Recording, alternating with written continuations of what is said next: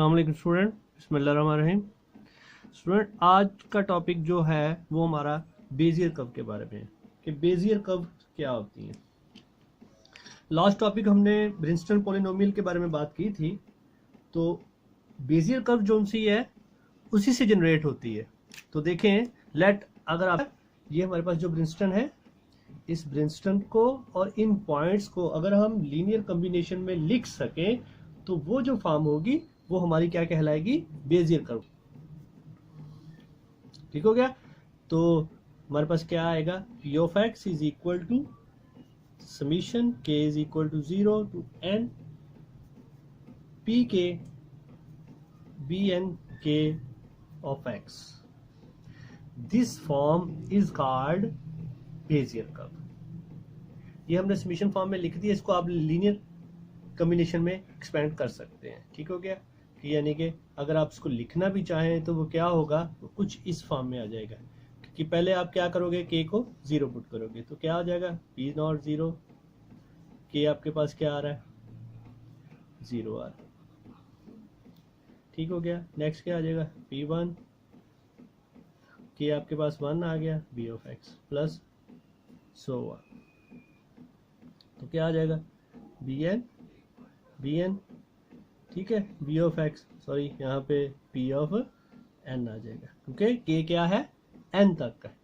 तो ये आपके पास क्या बन जाएगी, Bezier curve in the form of Bernstein polynomial and points are written in linear combination of two these.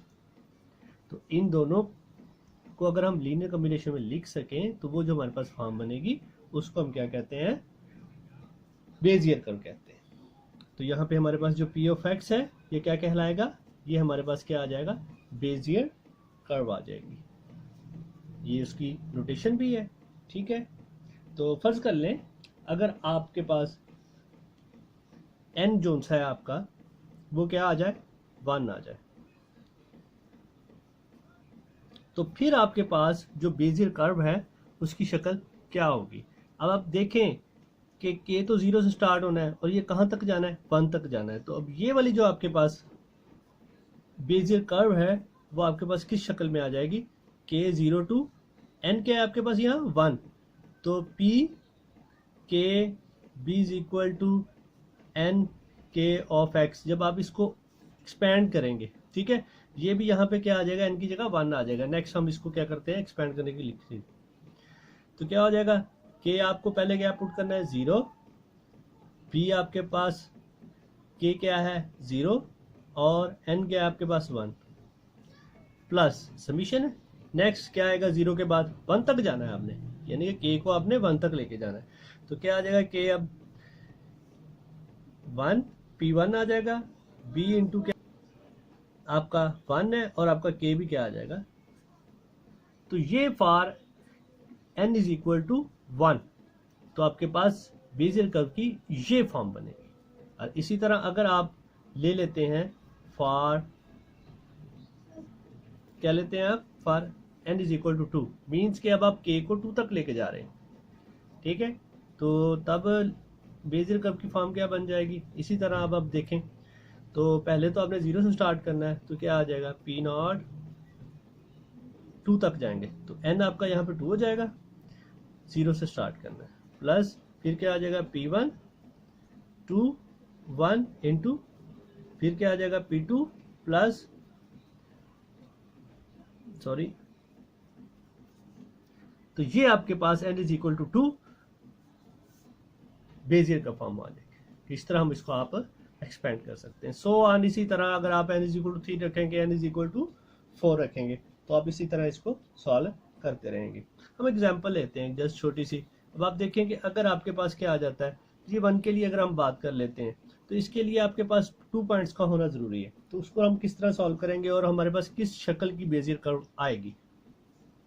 अब देखें, हमने एग्जाम्पल ले रहे हैं हम, अगर आपके पास क्या हो, n इज इक्वल टू 1 हो और आपके पास 2 पॉइंट आ जाए, ये पी नॉट है, इसको हम चलें 0 1 रख लिया और P1 है, ये आपके पास चलें क्या आ गया 1 1 आ गया। ठीक हो गया, ये आपके पास 2 आ गया। तो तब आपकी बेजियर कर्व की जो फॉर्म आएगी वो किस शक्ल में आएगी? देखिए आपको पता है कि अगर n इज इक्वल टू 1 हो तो P of x is equal to क्या होता है, P not 0 of x plus P1 B1 1 B of x।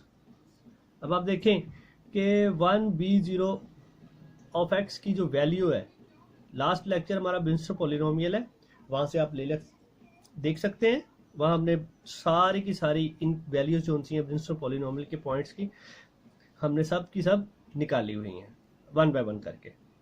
तो आप वहाँ से यहाँ हम उसको डायरेक्टली पुट करेंगे, वहाँ से वैल्यू लेके। तो यहाँ आपके पास P नॉट आपके पास क्या आ रहा है, P नॉट आपके पास आ रहा है 0 एंड 1, इसमें वैल्यू पुट आउट करें पॉइंट की, तो वो क्या आ गया 0 1 इंटू 1 B0 की जो वैल्यू है वो आपके पास क्या आएगी, वो आपके पास कुछ ये आएगी। बात समझ आ गई? ये हम पीछे यानी कि इसको सॉल्व कर चुके हैं, डिफाइन कर चुके हैं। ये लास्ट लेक्चर आप देखेंगे इसका ब्रिंस्टर पॉलिनोमियल का जो हमने बनाया था, तो उसमें आपने देखा होगा कि किस तरह हम ये वैल्यू फाइंड आउट की हुई है। तो नेक्स्ट आपके पास P1 है 1 1, और इसकी वैल्यू जो B11 की जो वैल्यू है वो आपके पास तो ये आ जाएगी, x आ जाएगा। ठीक हो गया? तो अब देखिए इसको हम सॉल्व करते हैं, तो ये इसके साथ अगर मल्टीप्लाई होगा तो ये क्या हो जाएगा, ये सारा का सारा 0 हो जाएगा, और ये आपके पास क्या आएगा, ये आ जाएगा 1x माइनस आ जाएगा। इसमें अगर इसी को आप मल्टीप्लाई करते हैं तो ये क्या हो जाएगा इंटू x दोनों में आ जाएगा। अब आप देखें प्लस हो रहा है तो फर्स्ट कोऑर्डिनेट फर्स्ट में प्लस हो जाएगा और सेकंड में हो जाएगा। तो क्या होगा, जब इसमें प्लस होगा तो x आ जाएगा, और इसमें जब इसको हम प्लस करेंगे तो वो हमारे पास क्या आ जाएगा 1 आ जाएगा। क्यों, x के साथ x कैंसिल हो जाएगा।